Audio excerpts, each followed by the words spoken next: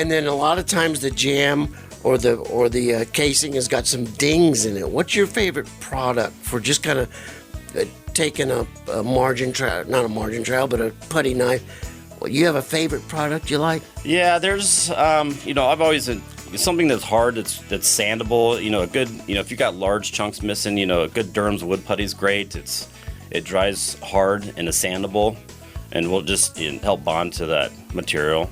You clean the wood, you take your 1-inch putty knife, take that Durham's, fill the void, and then just walk away from it for a few minutes. Yeah, walk away, let it set up, and then sand it and shape it to. You can like I said, it's sandable, so you can help shape it to the trim style you have. It might take a little bit of time.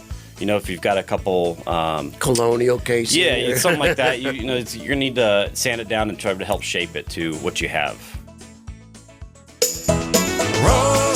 Rosie on the house, every Arizona homeowner's best friend.